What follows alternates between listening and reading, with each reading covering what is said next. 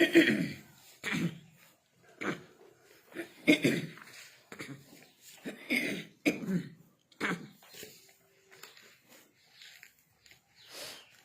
शांति।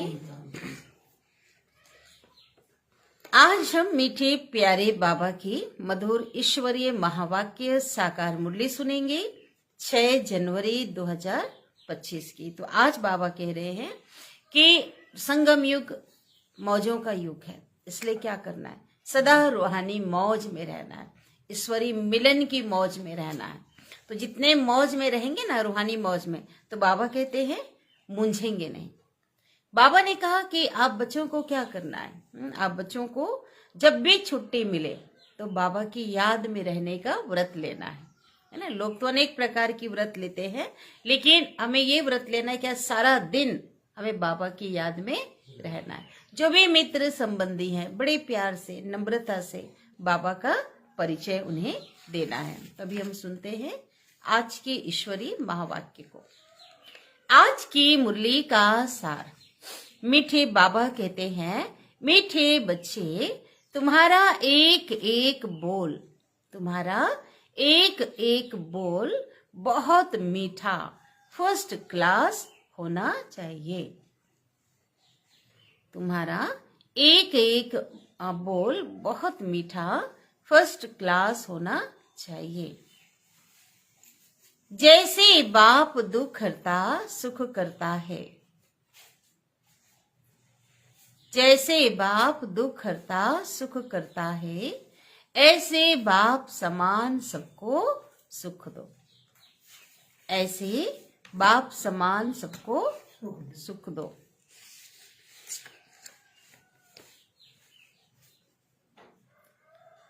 प्रश्न है, लौकिक मित्र संबंधियों को ज्ञान देने की युक्ति क्या है। बाबा कहते हैं ना, पहला कल्याण घर से, पहली शुरुआत सेवा की घर से। तो लौकिक मित्र संबंधियों को भी बाबा का परिचय देना है, लेकिन युक्ति क्या है। बाबा कहते हैं मित्र संबंधियों को पहले परिचय दो, नम्रता से, प्रेम भाव से।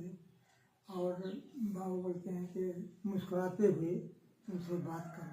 हाँ, बोलो वही महाभारत लड़ाई है जिसमें अभी शिव बाबा आए हैं, गीता विज्ञान यज्ञ रतन। तो बाबा कहते हैं कि पूरे परिवार का कल्याण करना है और बड़े किसी को दुख नहीं देना। उत्तर है, कोई भी मित्र संबंधी आदि हैं, कोई भी मित्र संबंधी आदि हैं, तो उनसे बहुत नम्रता से, प्रेम भाव से मुस्कुराते हुए बात करनी चाहिए।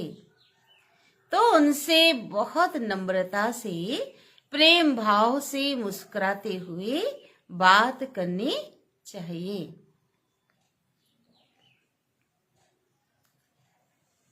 समझाना चाहिए, यह वही महाभारत लड़ाई है।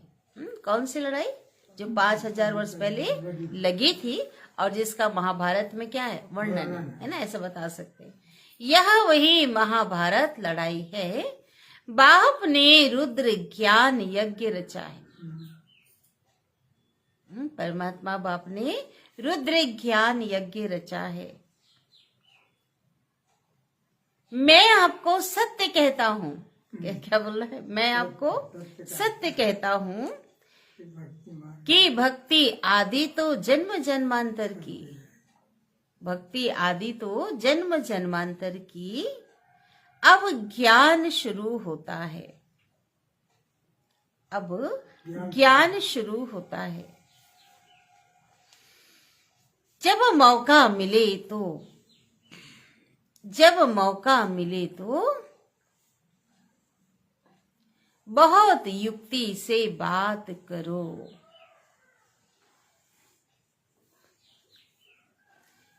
कुटुंब परिवार में बहुत प्यार से चलो। जब भी मौका मिले तो बहुत युक्ति से बात करो। ज्ञान की जो बातें हैं बहुत युक्ति से करना है और कुटुंब परिवार में बहुत प्यार से चलो। कभी भी किसी को दुख ना दो।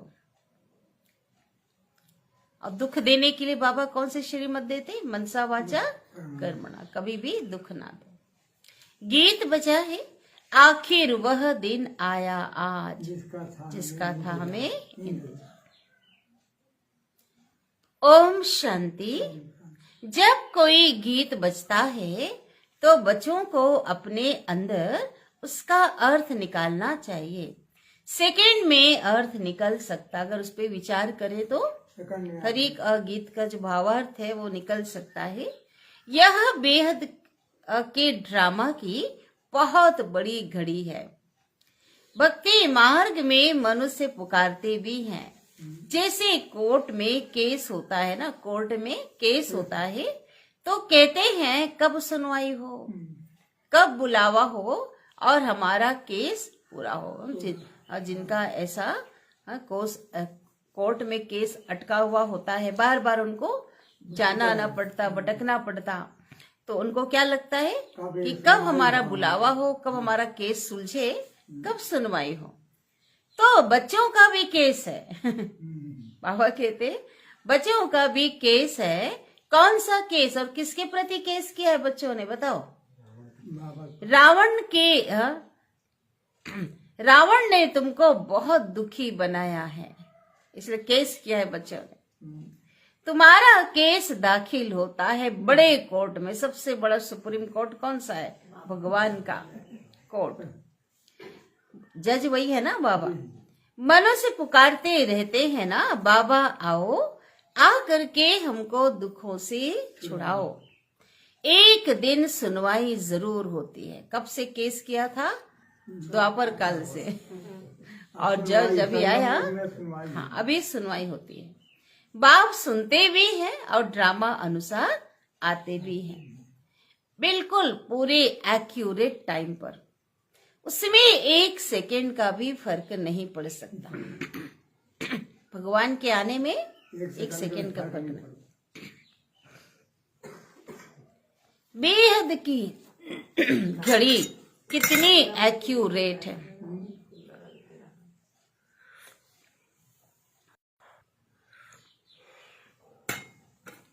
बेहद की घड़ी कितनी एक्यूरेट है।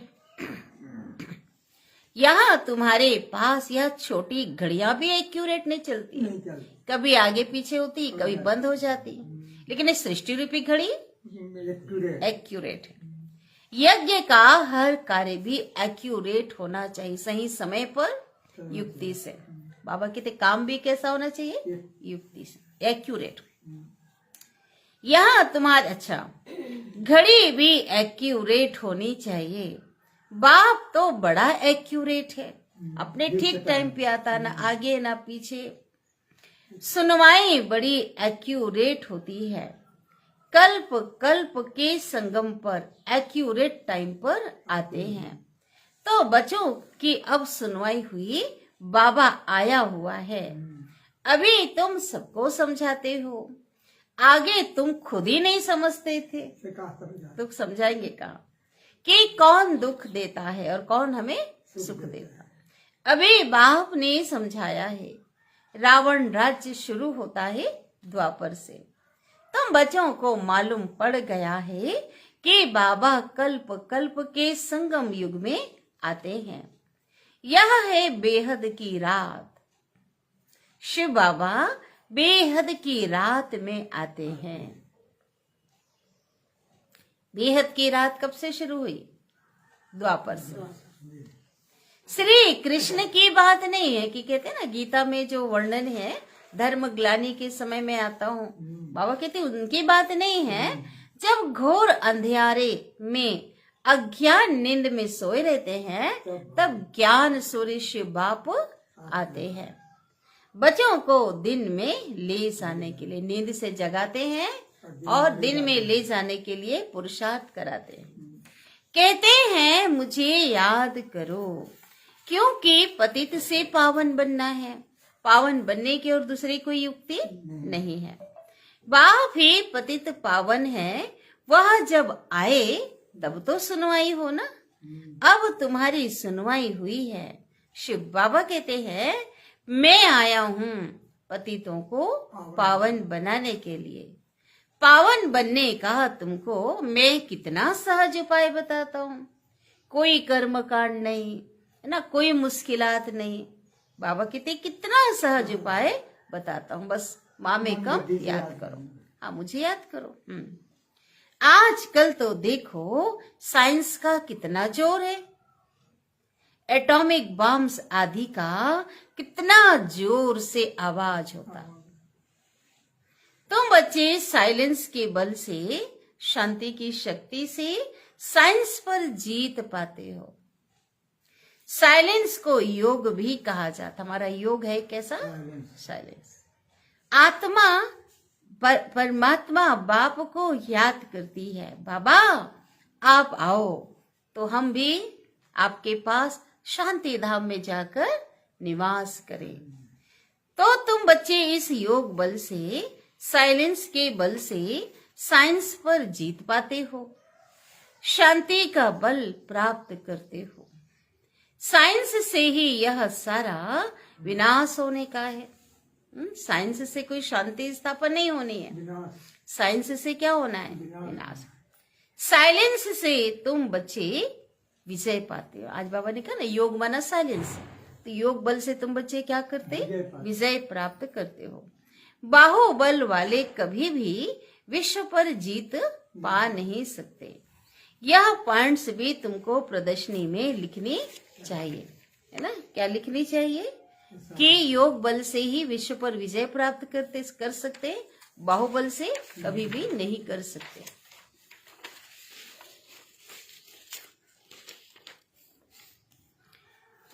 दिल्ली में बहुत सर्विस हो सकती है, क्योंकि दिल्ली है सबका कैपिटल, राजधानी। तुम्हारी भी दिल्ली ही कैपिटल होगी। हम जब सतयुग में थे तो सतयुग की राजधानी कहाँ थी? आज भी भारत की राजधानी है दिल्ली, और सतयुग में भी लक्ष्मी नारायण की राजधानी दिल्ली। दिल्ली को ही परिस्थान कहा जाता है। पांडवों के किले तो नहीं है ना।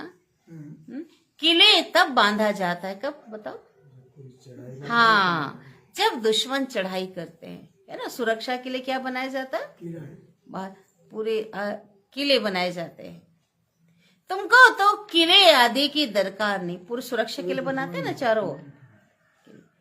तुम जानते हो हम साइलेंस के बल से अपना राज्य स्थापन कर रहे हैं।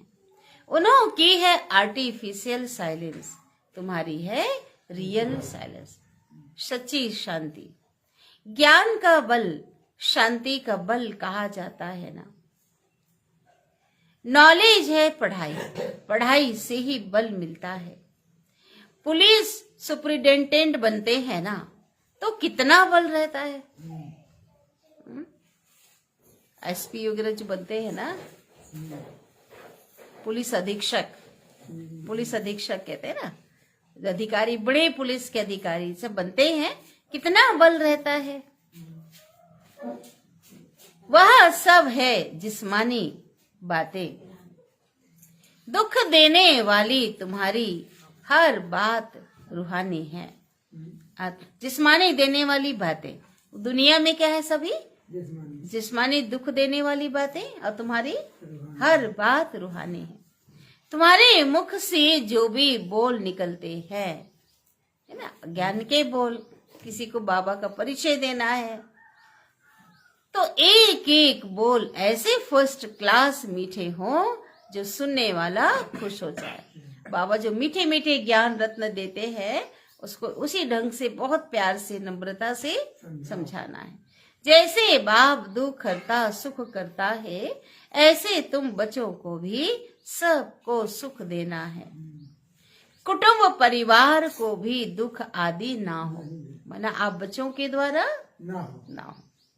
कायदे अनुसार सबसे चलना, श्रीमत प्रमाण चल रहा है ना।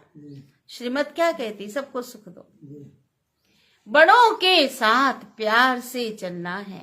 मुख से अक्षर ऐसे मीठे फर्स्ट क्लास निकले जो सब खुश हो जाएं।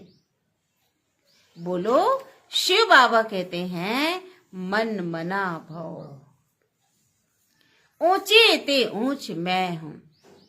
मुझे याद करने से ही तुम्हारे विकर्म विनाश होंगे। बहुत प्यार से बात करनी चाहिए। समझो कोई बड़ा भाई हो तो उनको कैसे बात करना? बाबा कहते बोलो दादाजी, शिव बाबा कहते हैं मुझे याद करो। एक सम्मान देना है ना, कोई बड़ा भाई हो तो दादा कहो। शिव बाबा जिसको रुद्र भी कहते हैं वही ज्ञान यज्ञ रचते हैं, जो भी रचा हुआ है। श्री कृष्ण ज्ञान यज्ञ तो कभी अक्षर नहीं सुना है क्या? कितना स्पष्ट है। अगर उसने यज्ञ रचा होता तो नाम जुड़ता ना। रुद्र ज्ञान यज्ञ ही कहते हैं, तो सिद्ध क्या होता? तो रुद्र शिव बाबा ने ही यह यज्ञ रचा है। राजाई प्राप्त करने के लिए ज्ञान और योग सिखला रहे हैं। हम बच्चों को राजाई प्राप्त कराने के लिए ज्ञान योग सिखला रहे हैं। शिव बाबा कहते हैं, भगवान उवाच मामे कम याद करो, एक मुझे याद करो, सबकी याद को अभी विराम दो। सबकी याद को भूल, अभी एक मुझे याद करो, क्योंकि अभी अंत घड़ी है और जैसी अंत मति वैसी गति। वानप्रस्थ अवस्था है ना, सबको वापिस जाना है। मरने के समय मनुष्य को क्या कहा जाता है? बोलो। हाँ, ईश्वर को याद करो, राम राम कहो। भगवान अपने इष्ट को याद करने के लिए कहा जाता है। यह ईश्वर स्वयं कहते हैं मौत सामने खड़ा है, इनसे कोई बच नहीं सकता, क्योंकि मैं तो आया ही हूं ले जाने ना, बोलता ना मौत देने आया हूं। अंत में ही बाप आकर के कहते हैं कि बच्चे मुझे याद करो तो तुम्हारे पाप इस योग बल से क्या हो जाए? कट जाए, भस्म हो जाए।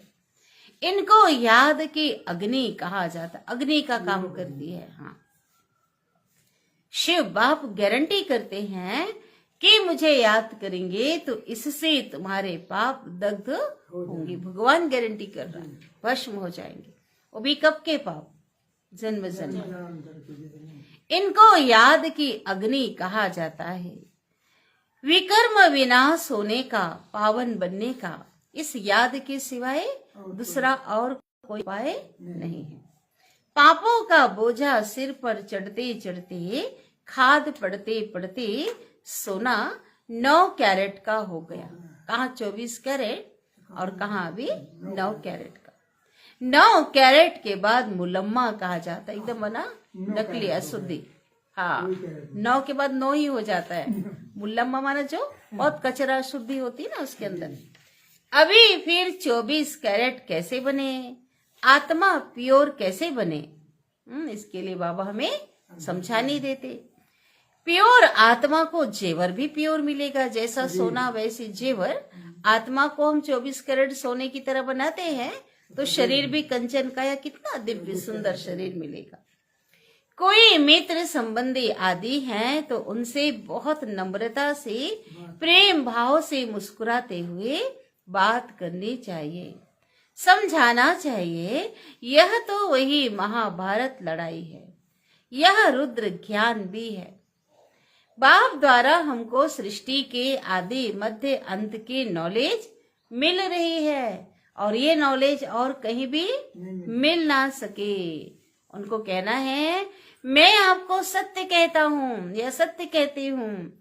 यह भक्ति तो जन्म जन्मांतर किया, लेकिन ज्ञान जो है सत्य ज्ञान, उसकी शुरुआत अभी होती है। उनको बोलो भक्ति किया, लेकिन जो रियल ज्ञान अभी मिल रहा है। हाँ, भक्ति है रात और ज्ञान है दिन। सतयुग में भक्ति होती नहीं, ऐसे ऐसे युक्ति से बात करनी चाहिए। जब कोई मौका मिले तब तीर मारना होता है, ठीक है। मौका में चौका बोलते हैं, चौका। तो जैसे तो जब भी मौका मिले ज्ञान का तीर छोड़ दो। बाबा कहते हैं तीर लगाओ। देखो तीर भी लगाया जाता है तो समय और मौका देखकर लगाया जाता है ना, इसलिए कहते हैं नब्ज देखो।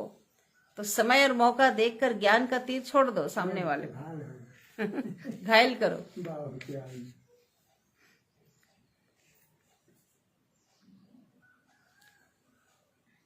ज्ञान देने की भी बड़ी युक्ति चाहिए। बाप युक्तियां तो सबके लिए बताते रहते हैं। पवित्रता तो बड़ी अच्छी है ना। यह लक्ष्मी नारायण हमारे बड़े पूज्य हैं। पूज्य पावन फिर पतित बने, पुजारी पतित बने। पूज्य पावन फिर पुजारी पतित। पावन की पतित बैठ पूजा करे, यह भी शोभता नहीं। देखो क्या बोले बाबा, कितने पवित्र देवता, उनकी पतित बनकर जो पवित्र नहीं है पूजा करें, ये शोभता है क्या? कई तो पतित से दूर भागते हैं। वल्लभाचारी कभी पांव को छूने नहीं देते, समझते हैं यह छीछी मनुष्य हैं। मंदिरों में भी हमेशा ब्राह्मण को ही मूर्ति छूने का अलाव रहता है। अभी तो चलो है ना, ऐसा था ना पहले, ब्राह्मण पूजा करते थे। हाँ, लेकिन वो ब्राह्मण भी कोई पवित्र थे क्या? नहीं थे, पर समझते हैं यह अच्छा अलाव, छूने का अलाव रहता है। शूद्र मनुष्य अंदर जाकर छू ना सके। उनको ये नहीं पता था कि जो शूद्र तो सभी हैं, शूद्र का अर्थ ही नहीं पता था। नहीं पता था। यादगार इसी समय का है ना। वहां ब्राह्मण लोग ही उनको स्नान आदि कराते हैं और कोई को जाने नहीं देते मंदिर के भीतर। अब वे तो कुख वंशावली ब्राह्मण, कोख से जन्म लेने वाले जाति के ब्राह्मण। तुम हो ब्रह्मा मुख वंशावली ब्राह्मण। तुम उन ब्राह्मणों को भी अच्छा समझा सकते हो कि ब्राह्मण दो प्रकार के होते हैं। एक है प्रजापिता ब्रह्मा के मुख वंशावली, दूसरे हैं कुख वंशावली। ब्रह्मा के मुख वंशावली ब्राह्मण हैं ऊंचे ते ऊंची चोटी। क्या है वो? ऊंचे ते ऊंची चोटी। यज्ञ रचते हैं तो फिर ब्राह्मणों को मुकर्रर किया जाता है। यह फिर है ज्ञान यज्ञ। ब्राह्मणों को ज्ञान मिलता है, तो ज्ञान यज्ञ में भी ब्राह्मणों का भगवान ने सहयोग लिया है ना। खुद शूद्र से ब्राह्मण बनाया और ब्राह्मणों के द्वारा क्या संपन्न करा रहे यज्ञ। वर्ण भी समझाए गए ना। कौन कितने वर्ण होते हैं? 4 वर्ण है ना। देवता, क्षत्रिय, द्वापर वैश्य और शूद्र और एक ब्राह्मण। 5 हो गए ना। 5 हाँ 5। जो सर्विसेबल बचे होंगे उन्हें सर्विस का सदैव शौक होगा है ना। जिसका शौक भी होता भी क्या करते? सेवा करते रहते। कहाँ प्रदर्शनी होगी तो झट सर्विस पर भागेंगे। हम जाकर ऐसी ऐसी पॉइंट समझाएं। प्रदर्शनी में तो प्रजा बनने का विहंग मार्ग है। आपे ही ढेर के ढेर आ जाते। कहीं प्रदर्शनी लगाएंगे तो एक दो को देख करके उत्सुकतावश क्या करते? आ जाते हैं। तो समझाने वाले भी बड़े अच्छे होने चाहिए। अगर कोई ने पूरा नहीं समझाया तो क्या समझेंगे? कहेंगे बीके के पास पूरा ज्ञान है ही नहीं, यही ज्ञान है। ये तो उत्तर भी नहीं दे पाते। ऐसा क्यों? डिस सर्विस हो जाती है। प्रदर्शनी में एक ऐसा चुस्त हो जो समझाने वाले गाइड्स को देखता रहे कि समझा क्या रहे। तो हम एक चक्कर लगा के क्या करे? चेक करे। देखिए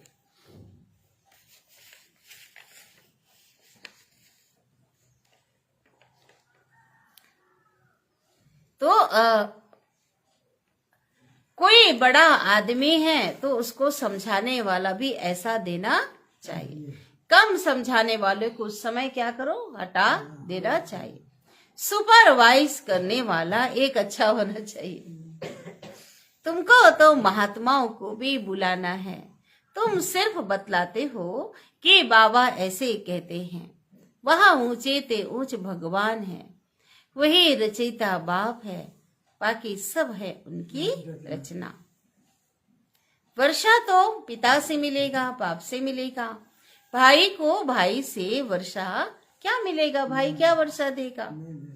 कोई भी सुख धाम का वर्षा दे ना सके। माना देवताएं भी कौन है? भाई। भाई अब भाई बना सकते हैं क्या मालिक? नहीं, उनको भी वर्षा देने वाला कौन है? शिव बाबा।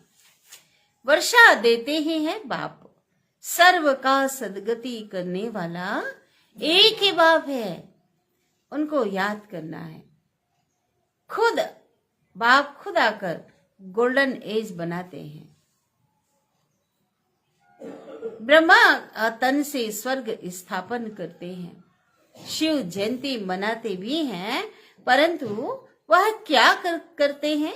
मनुष्य भूल गए। शिव बाबा ने क्या किया है? उसको नहीं जानते। कर्तव्य को भूल गए। शिव बाबा ही आकर राजयोग सिखलाए, वर्षा देते हैं। 5000 वर्ष पहले भारत स्वर्ग था। लाखों वर्ष की बात नहीं है, तिथि तारीख सब है। इनको 5000 वर्ष पूर्व, अब 5000 वर्ष पूर्व भारत स्वर्ग था। लाखों वर्ष की बात नहीं है, तिथि तारीख सब है। इनको कोई भी खंडन कर नहीं सकता। Accurate drama. नई दुनिया और पुरानी दुनिया आधा आधा चाहिए ना। वह सतयुग की आयु लाखों वर्ष कह देते हैं। लाखों वर्ष की दुनिया तो होती नहीं। अब इसका कोई हिसाब तो निकाल नहीं सकता। स्वास्तिका में भी देखो पूरे 4 भाग हैं, 4 भुजा दिखाए ना। 1250 वर्ष हर युग में बराबर बटे हुए हैं। सतयुग, त्रेता, द्वापर, कलयुग। हिसाब किया जाता है। वो लोग तो हिसाब आदि कुछ भी नहीं जानते हैं, है ना। जो आया सो लिख दिया, कोई प्रमाण नहीं उनके पास। इसलिए कौड़ी तुल्य कहा जाता है। अब बाप हीरे तुल्य बनाते हैं। सब पतित है, भगवान को याद करते हैं। उन्हों को भगवान आकर ज्ञान से गुलगुल बनाते हैं। तुम बच्चों को ज्ञान रत्नों से सजाते रहते हैं। फिर देखो तुम क्या बन जाते हो। ठीक है, बाबा कहते बाबा को याद करो और क्या करो? पढ़ाई करो। फिर देखो क्या बन जाते हो। तुम्हारे एम ऑब्जेक्ट, जो लक्ष्य है, उद्देश्य क्या है? लक्ष्मी नारायण सदृश्य बनना। भारत कितना सिरताज था, सब भूल गए हैं। मुसलमानों आदि ने भी कितना सोमनाथ मंदिर से लूटकर मस्जिदों आदि में जाकर हीरे लगा। देख लो, मंदिर से लूट कर ले गए। कहा मकबरा बनाया ना अपना, वहां जाकर लगाए। हाँ, अभी उनकी कोई वैल्यू नहीं कर सकते। इतने बड़ी बड़ी मणियां राजाओं के ताज में रहती थी। सोचो, द्वापर काल की तो भगवान बता रहे, बड़े बड़े राजाएं थे ना, जो नामी गिरा में, तो उनके जो ताज था, मुकुट था, उसमें भी क्या थे? मणियां थी। कोई तो करोड़ की, कोई 5 करोड़ की। इतना महंगा उस जमाने में। आजकल तो सब इमिटेशन निकल पड़ी, नकली, आर्टिफिशियल, कृत्रिम। इस दुनिया में सब आर्टिफिशियल पाई का सुख है, बाकी तो दुख ही है। इसलिए अच्छा, सन्यासी भी क्या कहते हैं? ये जो कलयुगी जो सुख है ना, वो क्या है? कागविष्टा समान, क्षणिक है, क्षणभंगुर। इसलिए ही वह घर बार छोड़ते हैं। परंतु अब तो वह भी तमो प्रधान बन चुके। रजो प्रधान थे तो पहले समय में घर परिवार छोड़ के जंगलों में चले जाते थे। इतनी उनके अंदर पवित्रता थी, तो क्या होता था, जंगली जानवर भी अटैक नहीं करते थे, और खाना वाना सब उनको जंगल में पहुंच जाता। अभी तमो प्रधान हो पड़े हैं, तो शहर में अंदर घुस पड़े हैं।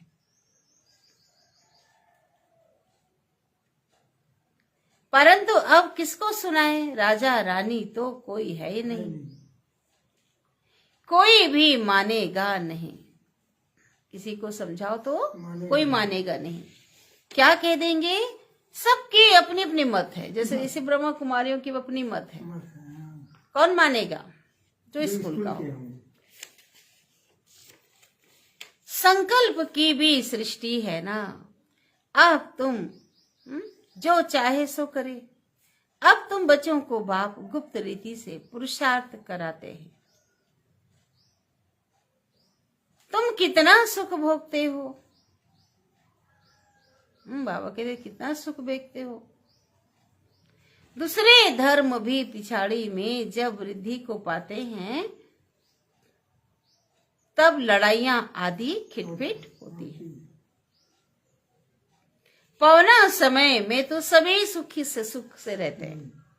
इसलिए बाबा कहते तुम्हारा देवी देवता धर्म बहुत सुख देने वाला है। हम तुमको विश्व का मालिक बनाते हैं और धर्म स्थापक कोई राजाई नहीं करते हैं। करते हैं क्या? नहीं। वह सदगति नहीं कर सकते किसी की, करते भी नहीं, सिर्फ आते हैं अपना धर्म स्थापन करने। वह भी जब अंत में तमो प्रधान बन जाते हैं तब क्या करते? अपना धर्म स्थापन कर देते हैं। फिर बाप को आना पड़े ना सतो प्रधान बनाने। तुम्हारे पास सैकड़ों मनुष्य आते हैं। प्रदर्शनी में मेला लगाया, परंतु कुछ भी नहीं समझते हैं। आने से कोई मतलब नहीं, इतने आए बोलते हैं ना हम लोग, कुछ भी नहीं समझते हैं। बाबा को लिखते हैं, बाबा फलाना बहुत अच्छा समझ रहा है। उमंग गुस्सा बच्चों के अंदर था ना, भाई बहनों के अंदर, बहुत अच्छा है। क्या कहते थे? बाबा फलाना बहुत अच्छा समझ रहा है, बहुत अच्छा है। बाबा कहते हैं कुछ भी नहीं समझा।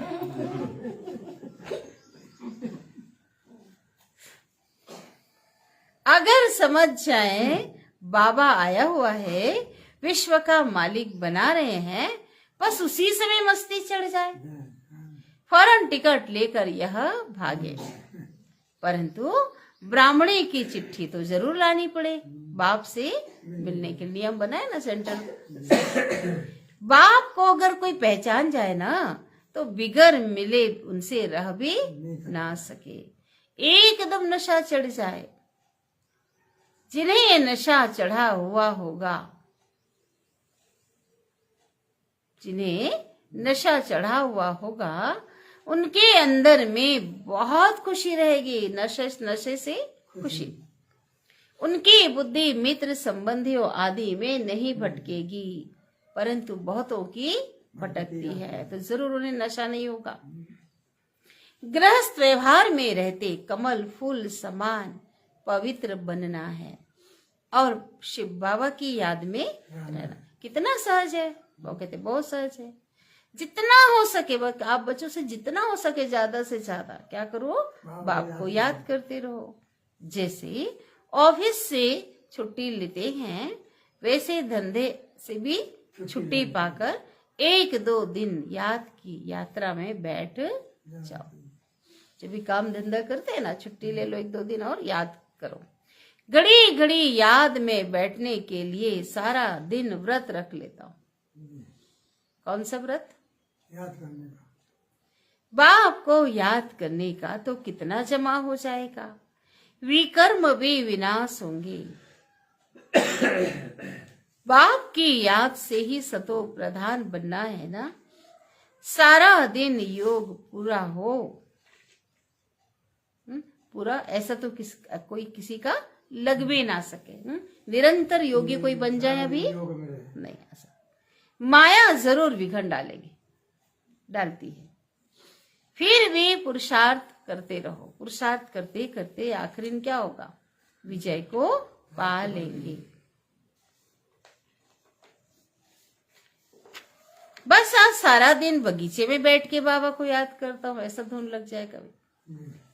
खाने पर भी बाबा की याद में बैठ जाता हूँ। खाने में भी बाबा की याद में बैठ जाता हूँ। बाबा कहते मुझे याद करो। बस मैसेज मिल गया ना तो रिस्पॉन्सिबिलिटी से छूट गए। हर आत्मा को संदेश मिल गया तो जवाबदारी हमारी पूरी, संदेश मिलना बहुत जरूरी है जैसे हाँ। पावन जरूर बनना है, इसमें मेहनत है ना, याद में औरों को भी रास्ता बताना है। ये जो बैच है ये बहुत अच्छी चीज है। रास्ते में भी किसी से जब मिलते रास्ते चलते हुए भी आपस में ज्ञान की चर्चा करते हुए जाएंगे, बातें करते रहेंगे तो बहुत आकर के सुनेंगे। जब ट्रेन में सुन रहे हैं, होता है ना कभी कोई चर्चा कर रहे हैं तो तीसरा भी आकर के रुचि लेता है।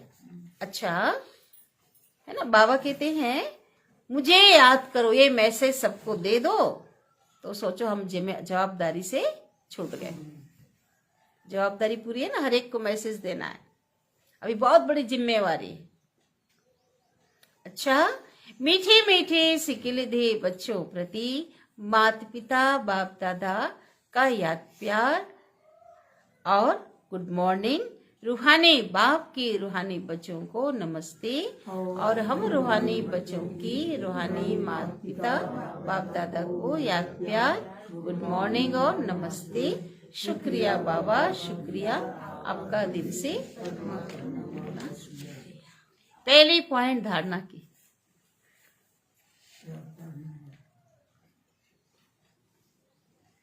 धंधे आदि से जब छुट्टी मिले, धंधे आदि से जब छुट्टी मिले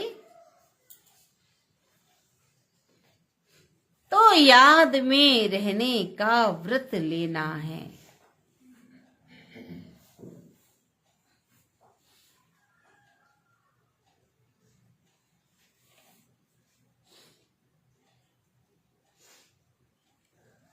तो याद में रहने का क्या लेना है? व्रत। आज मैं याद में बैठ जाता हूं, आज मेरा व्रत है याद। माया पर विजय प्राप्त करने के लिए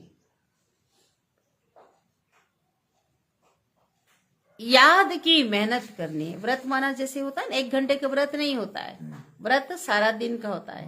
हम जैसे कि योग कर रहे हैं, भट्टी चल रही है, 1 घंटा 2 घंटा बैठ गए, ऐसा नहीं। व्रत माना कर्म करते हुए भी, ऐसा नहीं कि पूरा बैठ ही जाओ, ऐसा नहीं। माना सारा दिन व्रत लिया, माना खंडित ना हो, बाबा की स्मृति में रहे। हाँ, ये व्रत लेना है। सेकेंड पॉइंट है धारणा का, बहुत नम्रता और प्रेम भाव से, बहुत नम्रता और प्रेम भाव से मुस्कुराते हुए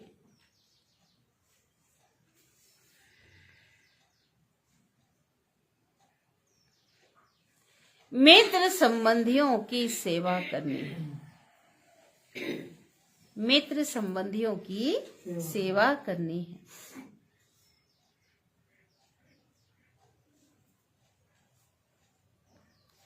उनमें बुद्धि को भटकाना नहीं है। मित्र संबंधियों की सेवा करना है, लेकिन बुद्धि को फंसाना है, भटकाना नहीं उनमें। ठीक है। प्यार से बाप का परिचय देना है। सभी को क्या करना? प्यार से बाप को परिचय देना। सतगुरु का वरदान, चलते फिरते फरिश्ते स्वरूप का साक्षात्कार कराने वाले,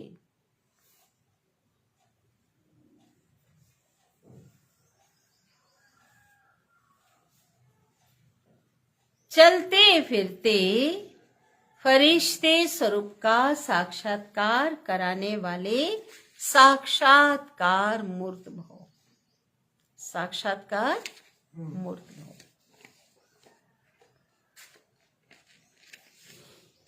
विस्तार है। जैसे शुरू में चलते फिरते, ब्रह्मा बाबा की जीवन की बात है ना। जैसे शुरू में चलते फिरते ब्रह्मा गुम होकर श्री कृष्ण दिखाई देते थे।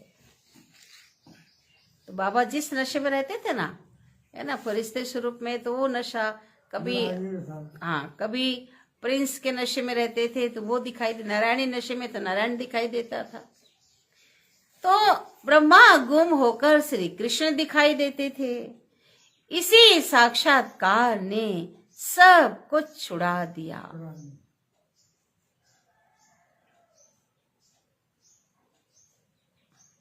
किनसे? औरों से, और है ना। जो देखते थे तो बहुत आकर्षित हो जाते थे। तो क्या होता था, जो भी बुराई थी, जो भी संस्कार छूटते गए, सब कुछ छुड़ा दिया। ऐसे साक्षात्कार द्वारा अभी भी सेवा हो। अनेक आए ना, साक्षात्कार का पाठ खुला तो बाबा कहते अभी क्या होनी है? अभी ऐसे साक्षात्कार द्वारा अभी भी सेवा हो।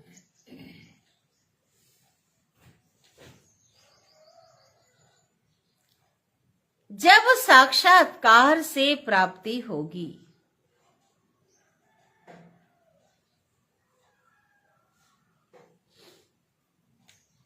तो बनने के बिना रह नहीं सकेंगे।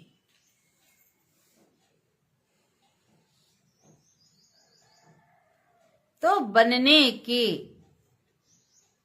बिना रह नहीं सकेंगे। इसलिए चलते फिरते फरिश्ते स्वरूप का साक्षात्कार कराओ। वो कब होगा? जब वो स्वरूप में होंगे ना, फरिश्ते स्वरूप में। इसलिए चलते फिरते फरिश्ते स्वरूप का साक्षात्कार कराओ। भाषण वाले बहुत हैं, लेकिन आप भाषणा देने वाले बनो।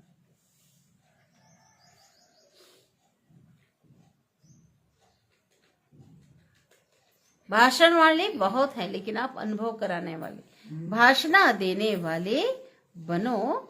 तब समझेंगे यह अल्लाह लोग हैं, है ना। भगवान के बच्चों को ये अल्लाह लोग हैं। स्लोगन।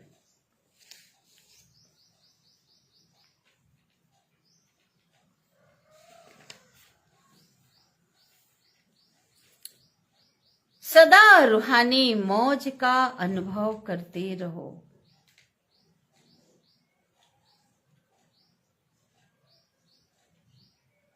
सदा रूहानी मौज का अनुभव करते रहो, तो कभी भी मूंझेंगे नहीं।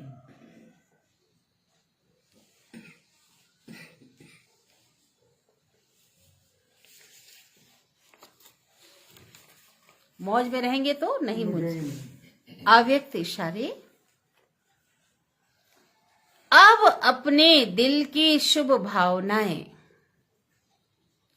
अब अपने दिल की शुभ भावनाएं अन्य आत्माओं तक पहुंचाओ।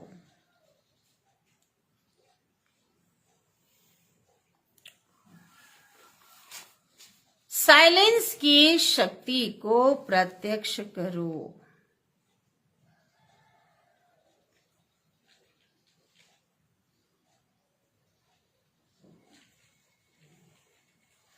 ठीक है, साइलेंस की शक्ति को प्रत्यक्ष करो। हर एक ब्राह्मण बच्चे में, हर एक ब्राह्मण बच्चे में यह साइलेंस की शक्ति है, संचित है ना। है ही शांत स्वरूप आत्मा, शांति की शक्ति है, हर के अंदर है। ठीक है, सिर्फ इस शक्ति को मन से, तन से इमर्ज करो, स्वरूप में लाना है, अनुभव करना है। सिर्फ इस शक्ति को मन से, तन से इमर्ज करो।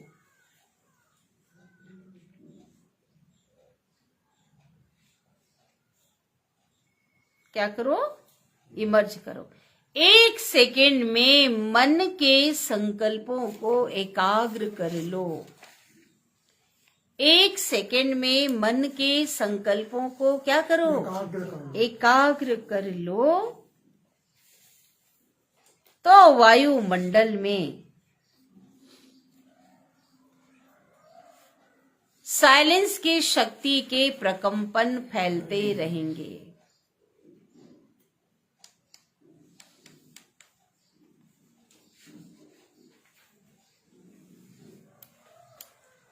क्या कहा बने? एक मन में एकाग्र कर लो। हाँ, तो साइलेंस की शक्ति के प्रकंपन फैलते रहेंगे। एकाग्र करने से। जी। चल बाबा को याद करें।